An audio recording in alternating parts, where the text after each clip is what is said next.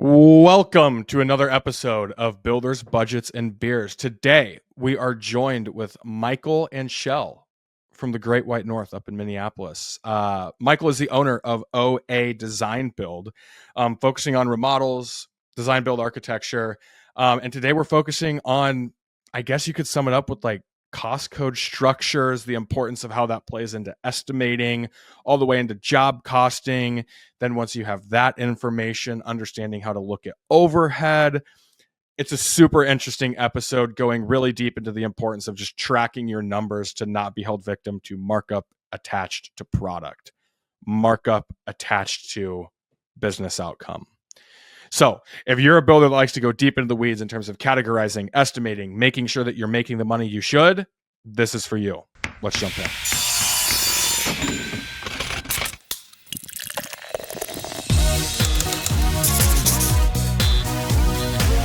Michael, thank you so much for jumping on. Go ahead and give the listeners a little background on yourself, your business. We'll obviously jump into, the mind of Michael here, but give the listeners a little background on yourself here. That's a dark and scary place. I don't know if we want to really go. So Michael Anschel, I'm the owner of OA Design+Build Architecture in Minneapolis, Minnesota. We celebrated our 30th year in business last year. We even made our own Scotch whiskey. As part of that's that. badass. That's awesome. We should be drinking that right now. We should be drinking. I should have brought you a bottle. Yeah. All right. For another day. Let's see. We do a lot of residential remodeling, high-end remodeling, design build type stuff, and a little bit of high-end new construction, fairly custom stuff. And we have a team of about 15 people. Sometimes we're 13, sometimes we're 15. We've got carpenters in-house. We have design, drafting, architecture in-house. And then we have project management and everything in-house as well. So we're a true design build architecture firm. Love it. And for the listeners here, like Michael's got a very interesting background. Definitely worth the Google search. He sent over a couple of YouTube links just on his perspective in tech and building overall. He's got quite the voice in the space. And that's why I'm excited to have you on, Michael. I think ultimately, like just with the nature of the podcast, like let's talk a little bit about your concept of cope, not Copenhagen. Not Copenhagen. Cope. And not just coping. Exactly. So COPE is a concept. It's a method of estimating that we pioneered about 17, 18 years ago, refined it, implemented it, and then began teaching it about 12 years ago. And there's a number of pretty successful remodelers around and builders around the country that are using it today. And where the foundation of the COPE system is that it rejects the premise of the single margin multiplier. So a lot of us were taught, you should be doing a 40% margin, or a 1.68 markup.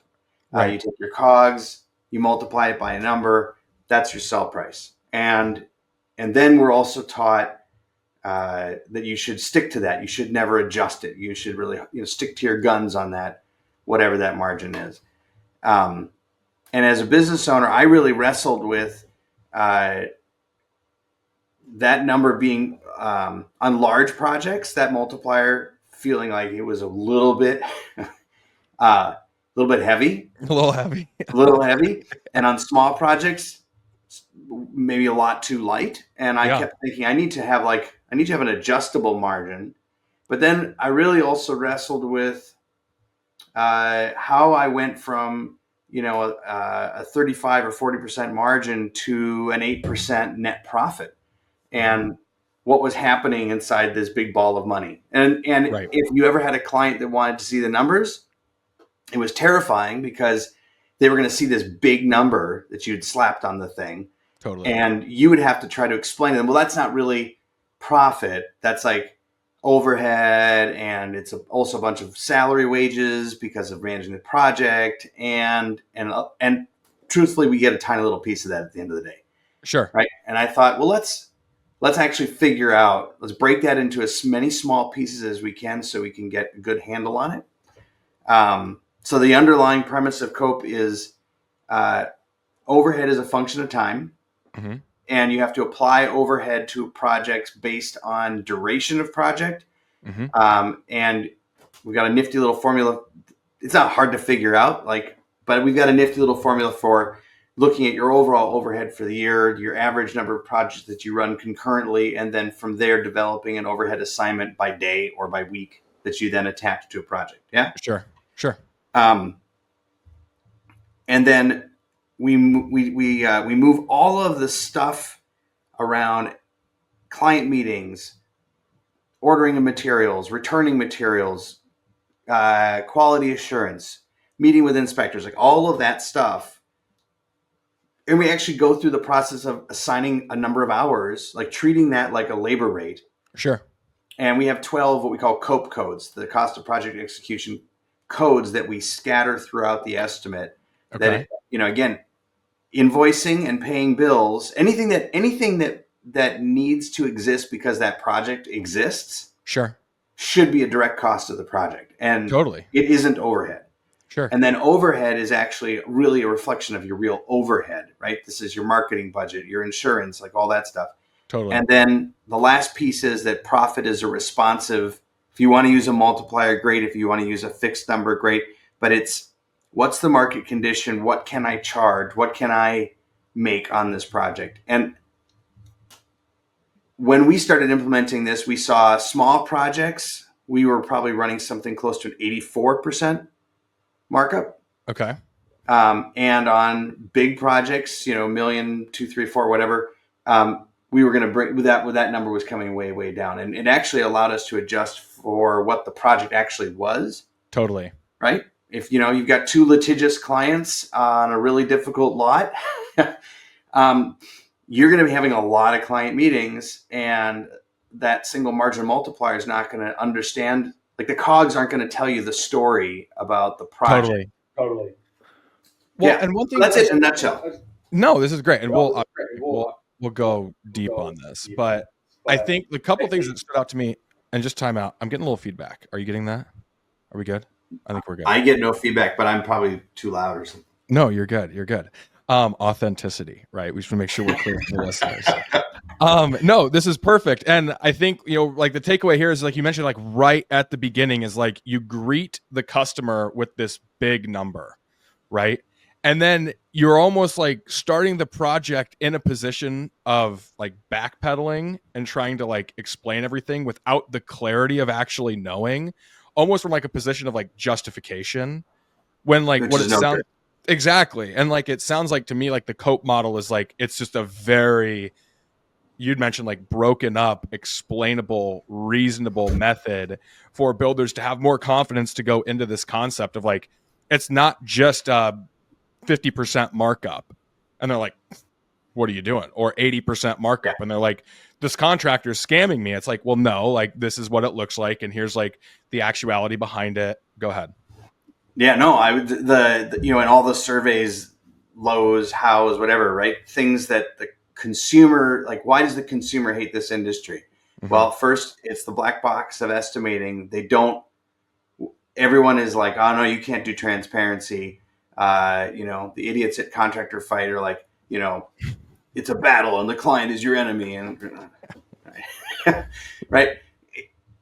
They are your client. You're their contractor. You're working for them. Totally.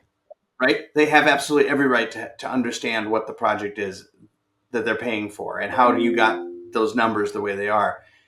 If you want to increase the trust, show them your numbers. Show them everything. Yeah.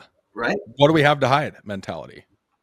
Right. And I think that if you've got a bloated markup, because I don't want to offend your listeners, but if you have a bloated markup because it's too much work to go through the process of really understanding your overhead and really making good assignments for all of your costs of project execution, then you're going to have to face this like convoluted explanation to the client.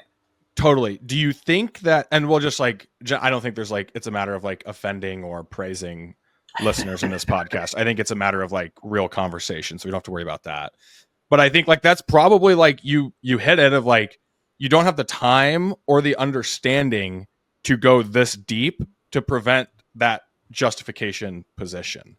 What do you think it is? Do you think that it actually takes that much time to start applying a concept like COPE, which we will get into?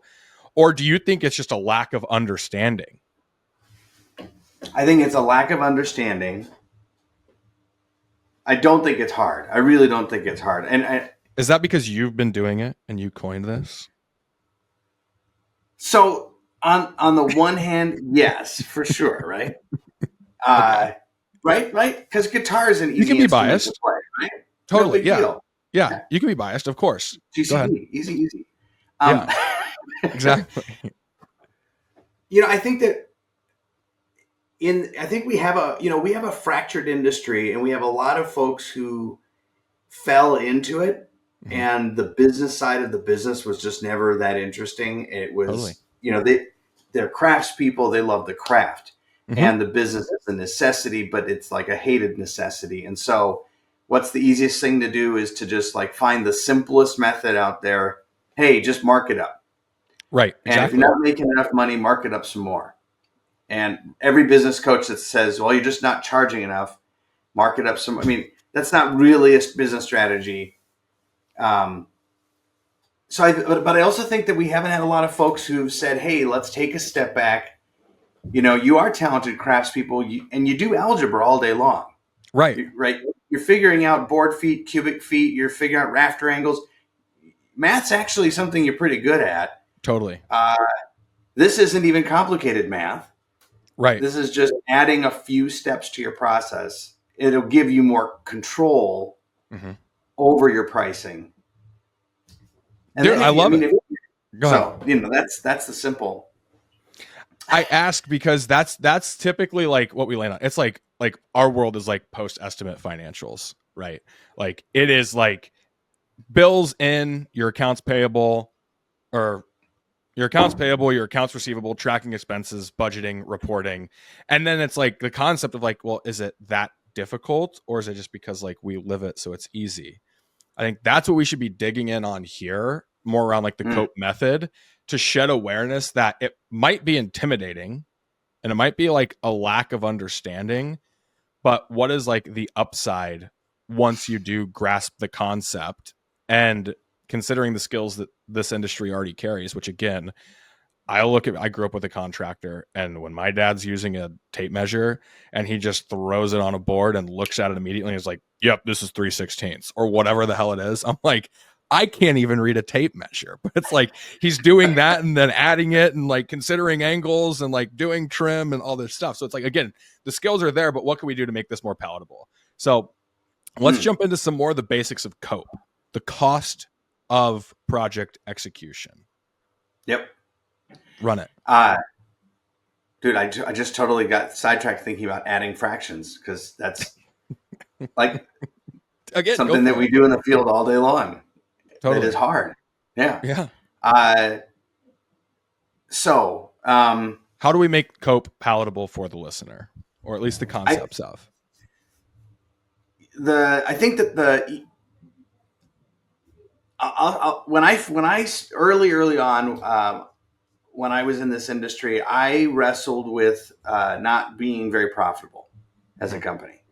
And I didn't, I'm going back to 1995, and I had some crews. I also fell into the industry. We're out doing projects.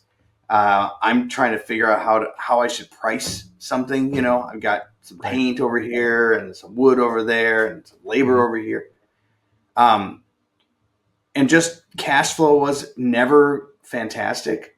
The bank balance bounced around. And I didn't have a good understanding of the difference between margin and markup. So if I give a discount on something, I was actually, in some cases, actually dropping below. I was doing 20% markup. Time out. I don't want to derail. Hold your thought for the listeners. Give them the quick definition of difference between markup and margin. The simple version would be margin is, think of it this way. I'll make it super, super, super simple, because they're just two different maths, two different ways of expressing the same thing. if I had if I had a project that cost $100, Mm-hmm. right, and I marked it up by $40, that'd be 40%, right? Correct. That's a 40% markup, Mm-hmm. right? But if I were to give a discount, let's say I Mm-hmm. said to the client, you know what, I'm going to knock off 40% of this project, Mm-hmm. and I did 140 minus 40%, Mm-hmm. I'm now below $100, right? I've actually dipped into my real costs. So margin would be the number that describes the total piece. So if I said $168, Okay. right, minus 40%, I'll get Mm-hmm. 100. Sure. So the margin, that's a 40% margin, not a 40% markup, Okay. right? So a 68% markup yields a 40% margin. And even like, just correct me if I'm wrong, but how I explain it Yeah. is markup includes margin. Sure. Markup includes margin. And I think a lot of builders, they look at this, it's like, well, yeah, well, we're running a 20% markup. Like, we're making great money. No, you're It's like, not.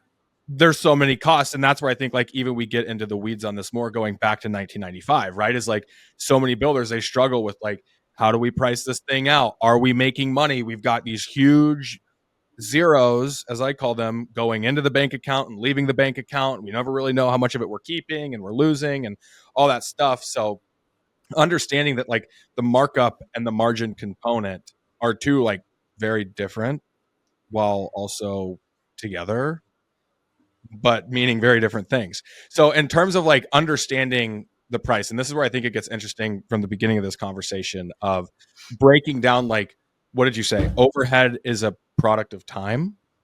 Yep. Yep. It's a It's function of not time. Yep. it's a function of time. It's not like a set number. How does a builder start looking at overhead more analytically and start going down this path to get a more relevant markup, if you will? Cool. Let me answer that, but let me also first note one of the advantages of COPE.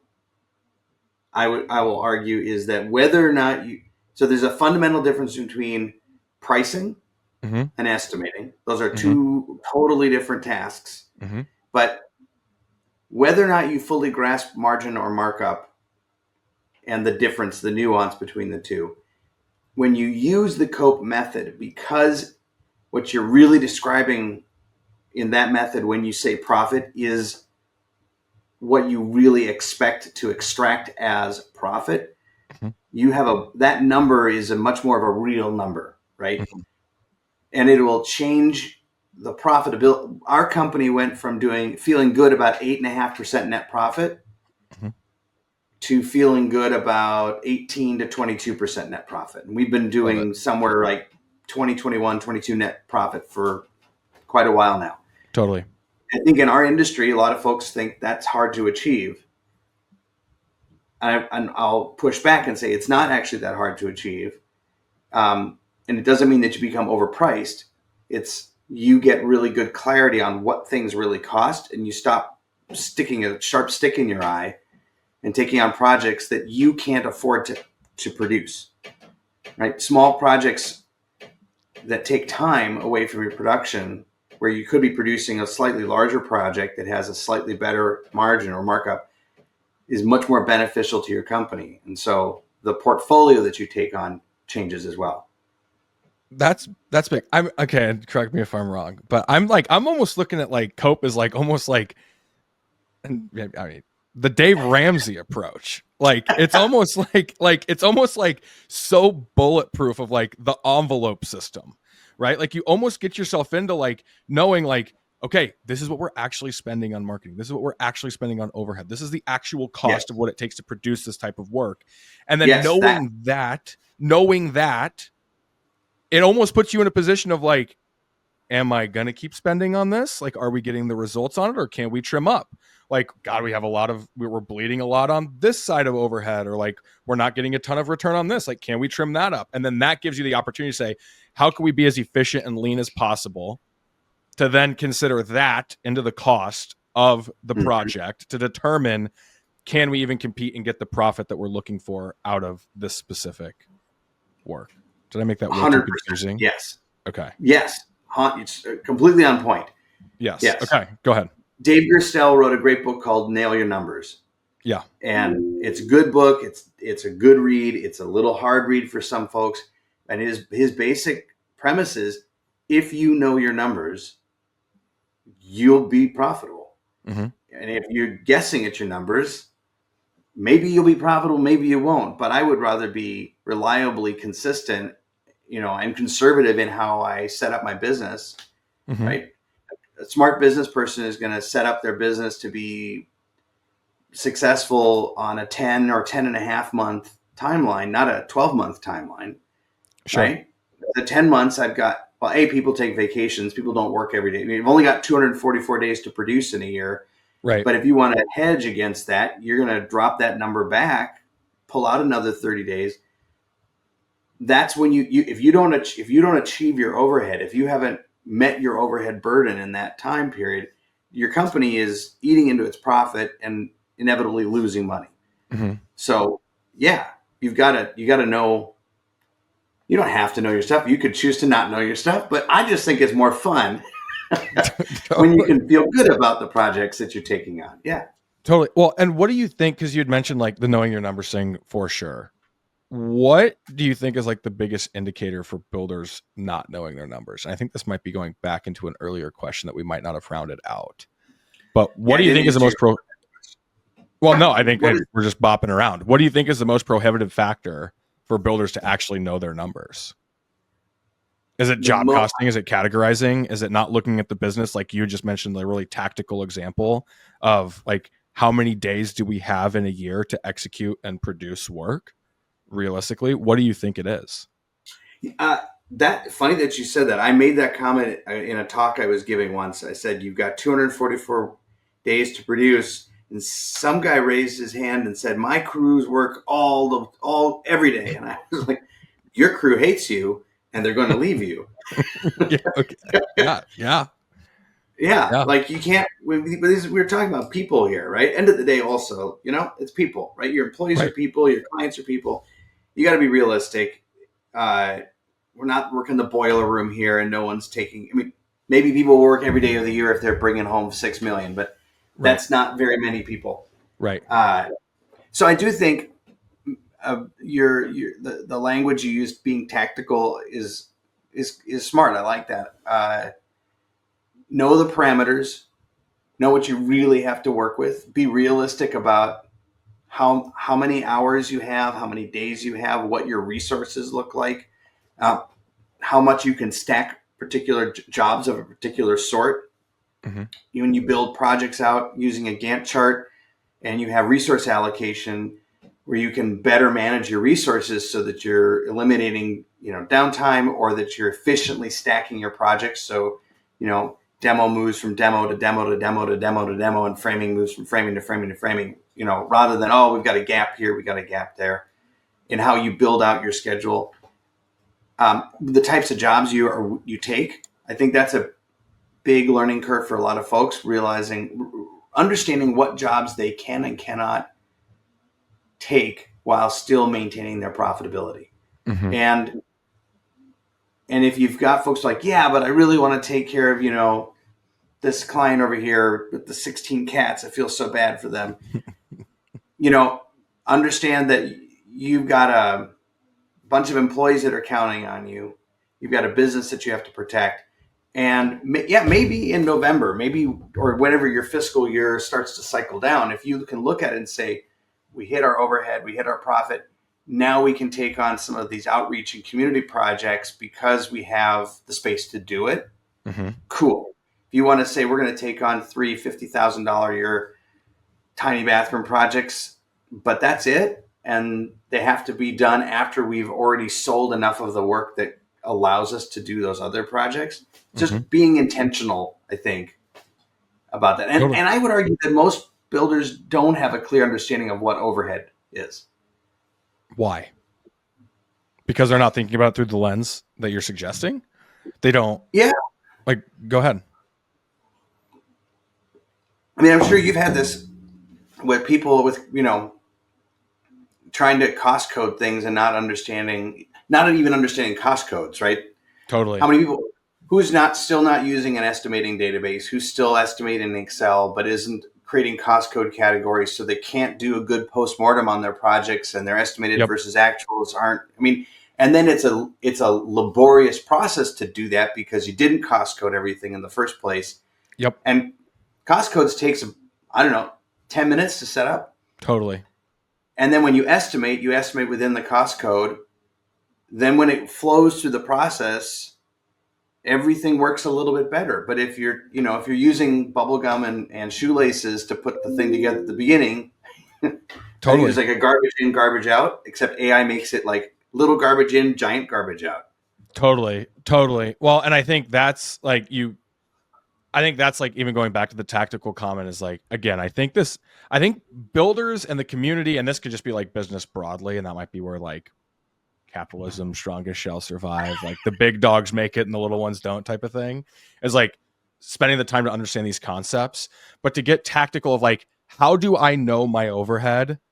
And we'll just use overhead as an example, not necessarily like you don't like, well, maybe that is the concept, is like you categorize out your overhead, but to bring this back to center with like the job costing side, if you're not using cost codes and you don't look at this consistently, you're not using cost codes consistently, and you don't look at it from the standpoint of this isn't just about understanding my actual costs on the project, but this is the opportunity for me to set a foundation and determine, to your point, the 10-minute conversation, I'm estimating, and I'm going to have a list of 70 cost codes, 50 cost codes, 100 cost codes, whatever it is. And these are going to be my cost codes.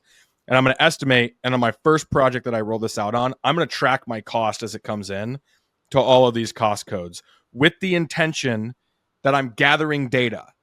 And that's got to be important for you to then at the end, to your point, run the post-mortem. And ideally, you're obviously going to be estimating a project and starting a project, and costs is going to be coming in. And if you're categorizing, and then 3 months into that project, you're estimating another one. So now we've got two going. Well, it's a 6-month project. You wrap up. And at that point, let's say you're estimating your third project. Now you can start coming through and look at this to now have the foundation to say, I know that I started with this list of cost codes and we committed to them.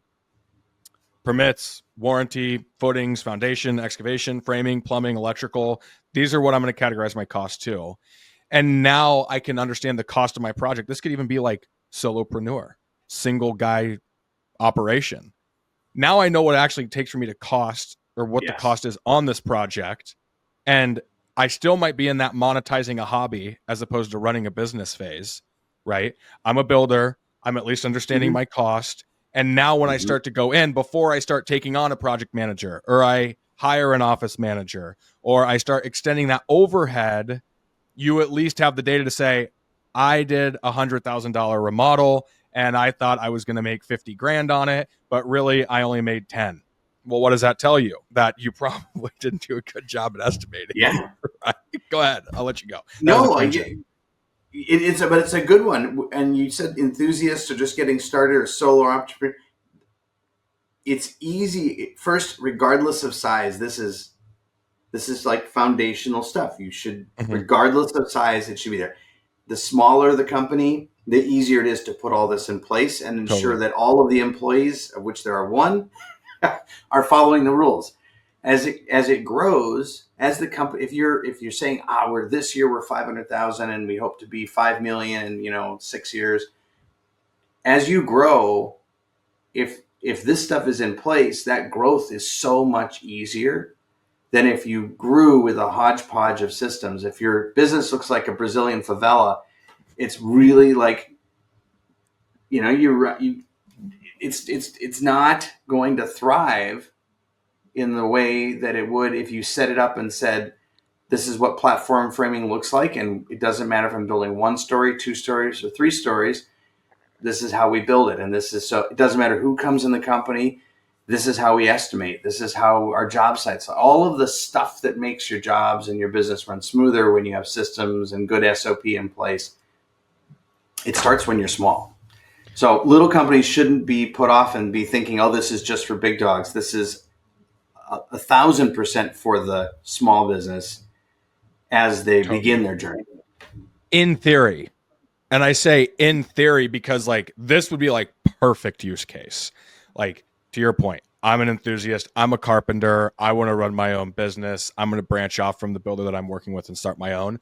Do this.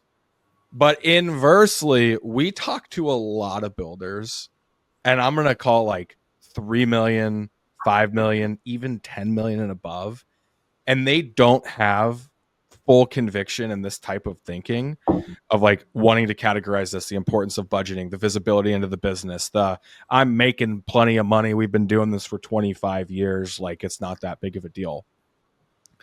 Do you have any kind of perspective or thoughts on the change management around that, or what kind of a lift it would look like to commit to, we'll just call it better job costing, better estimating, better cost tracking?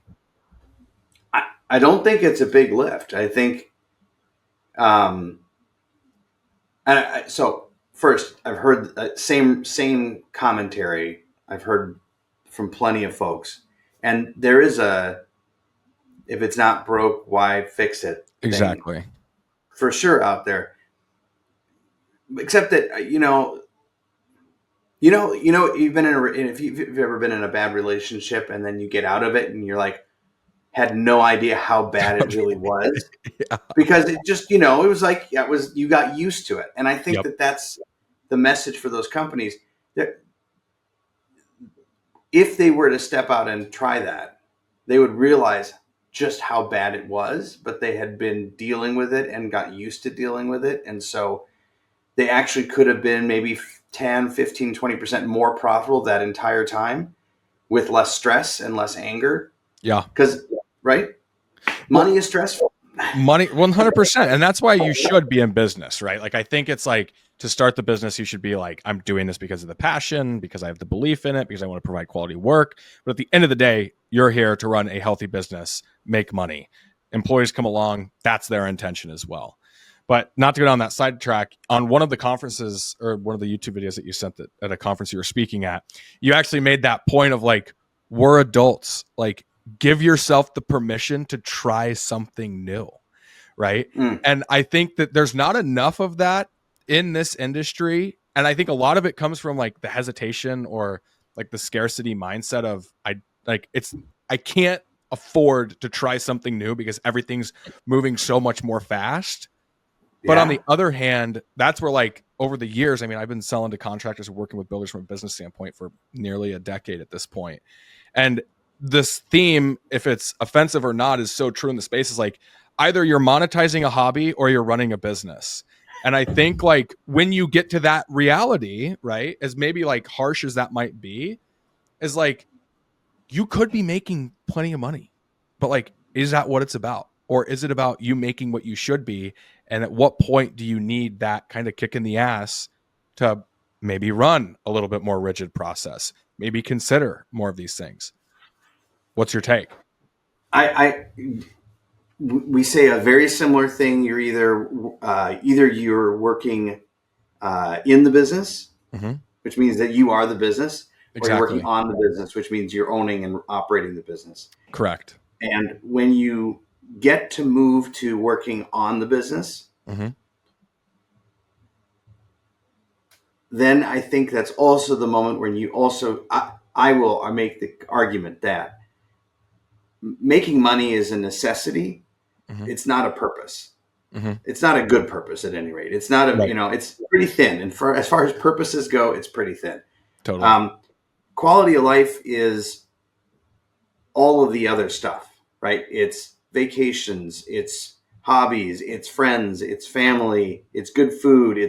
It's all of the stuff that makes life good. And money is a necessity. It's part of the equation. You've got to get it, but that's not the end goal.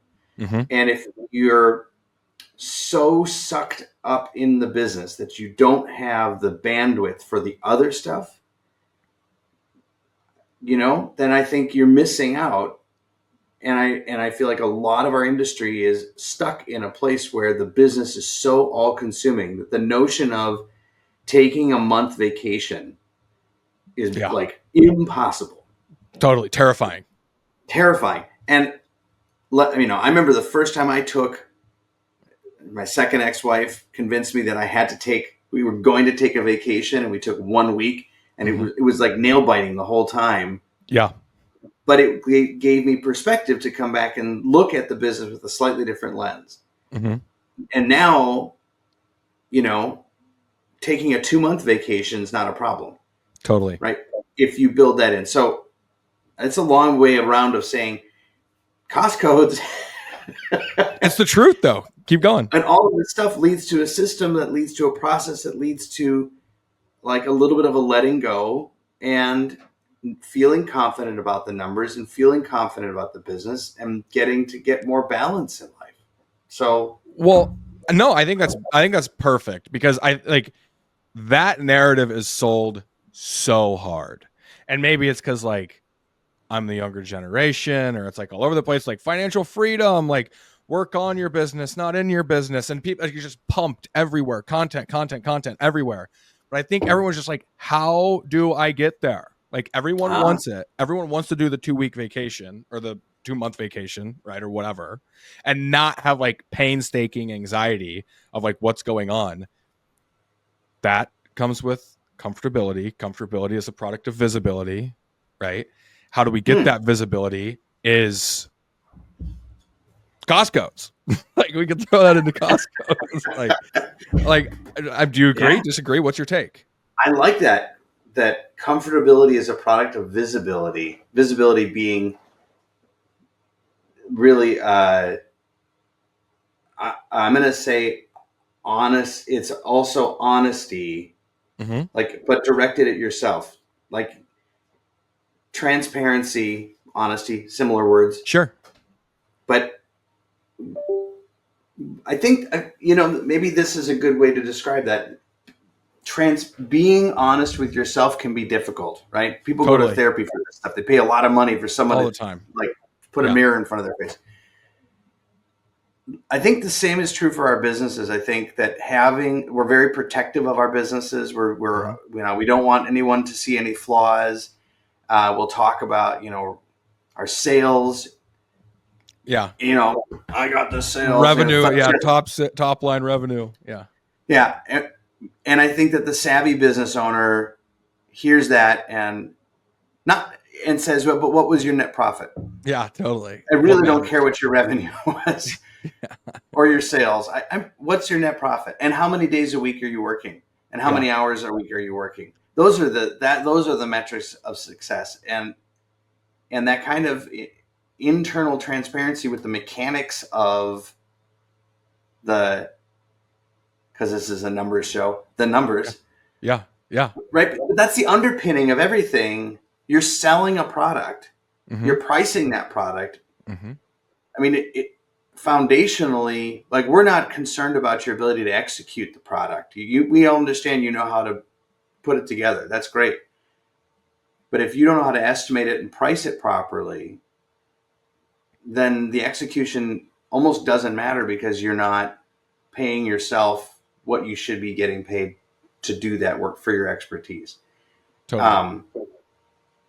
And the more that you like your product, right? Your product works best. I imagine you run into frustrations when you have a builder who's like, this sounds really interesting. And then you look at their back end and you're like, dude, I don't know if we're the right fit, because you don't have any of the stuff set up for us to do our part and really like leverage our tool for what it is. I don't know. No, all the time. All the time. And I think that's where like this is a great episode, because that's the truth, Michael. I mean, you talk to some of these builders and they're like, they see the vision, they see the opportunity, but then it's like the infrastructure is not in place. Like we could be having, like, it's crazy. Like even just like simplicity, people just like categorizing costs in QuickBooks on material, labor, subcontractors. And it's like, yes, you're job costing to a degree, but like you're even if you're doing that in a budget, right? We're running that side by side, and I'm in Excel and I'm job costing in Excel, but that's not transferring into the general ledger or the accounting software. It's like you've already got this break in the system that's like preventing you from the visibility. So you're totally right. But yeah, I would agree with you. There's a huge opportunity out there. And again, to like bring this back full circle, like starting with COPE, talking about overhead, that parlaying into a conversation of like knowing your numbers, right. And I think this is a great episode, like going in and talking, like knowing your numbers, and then what is the foundation of that? It's like having solid cost codes. And then what is the opportunity of that? Is like the opportunities that you can actually work on your business, not in your business. It's all together. And it's amazing when you really think about it. Is like, dude, you honestly could just start this entire process, whether we're talking about cope and estimating, or we're talking about job costing and project financials. Dude, just commit to a set of cost codes. Commit to a set of cost codes. True. And then just start running numbers. Like if you miss, you miss. Just be consistent, and then take that data and run with it. Go ahead. Yeah, and some people are nervous about cope because they will say, "Well, how do I know how many hours to put in there for client management?" You don't. You're going to guess, buddy. And to your point, you're going to quickly collect some data points, and you're going to find out if you're right or wrong. When we do a postmortem, what I'm looking for is deviation by more than a couple percent, right? Mm-hmm. There are going to be some categories where you did a little better, some categories where you did a little bit worse. Like if 2%, okay, fine. If it's like, why did we do 30% better than estimated? That is as egregious a flaw as why did we do 30% overestimated, right? We don't want that kind of deviation. We want to get our we can estimate accurately within a 0.5%. Mm-hmm. That's to execute on a project, Mm-hmm. right? I willing to go in with a fixed sum contract, right? Not cost plus, fixed sum. Totally. I'm happy to show the client all of the numbers in the estimate and how we got there, full transparency up until the point that we start executing, but it's not cost plus. It's on the onus is on me to actually execute on that thing, right? Yep. And know that when we come up the other side of it, barring something weird, we should be tracking right on. And this is a true story. When we go through projects, if we tracked significantly better than we had estimated, that's a refund to the client. Love it. Right, because I'm after accuracy, right? Totally. The goal isn't to bloat your estimate so that you just you're bloated, right? The goal is to be accurate, and then you can be honest and you can say, this is the cost. And that's going to be your speech is going to reflect that. The client's going to feel that your numbers and that is the cost. And if you write them a check at the end of the project, how many contractors give clients money back at the end of a project? But if we were if we finished that project and we had aimed for a 42% margin and I'm, sitting at 43%, that wasn't what I sold. I sold the project expecting to make a certain amount of money, and I made more than that. And I'm happy to give that back to the client and say, we overestimated or we were wrong in a category. We thought that door package was going to come in at 12,000, and when it showed up at 8,000. So here's a credit. Yeah. Beautiful. Well, and that's again. Go ahead. Yeah. No, I just want to add one more thing that I think is super liberating, and I want to make sure your listeners get to hear it. With the COPE method, because we're no longer marking stuff up, which is a crazy concept from right. Totally. So just run with it. Right. We're not marking anything up anymore, right? Because we're not marking anything up, we have no risk associated with those items.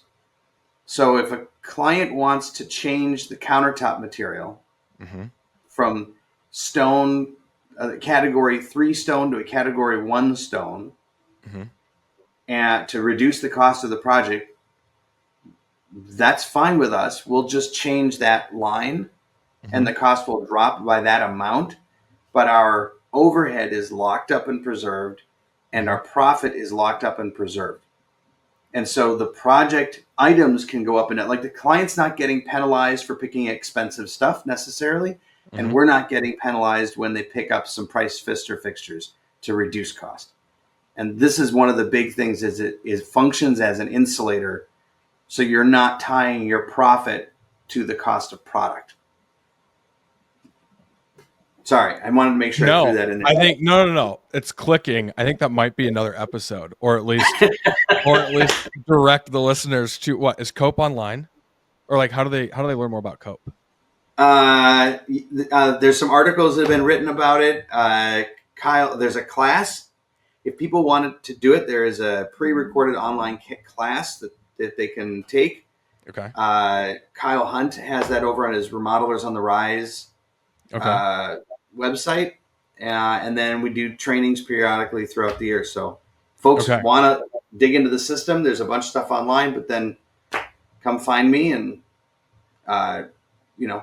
2 or 3 times a year, there'll be a class. And we do some intensive, like 2-day, bring your QuickBooks, bring some projects, let's estimate them together.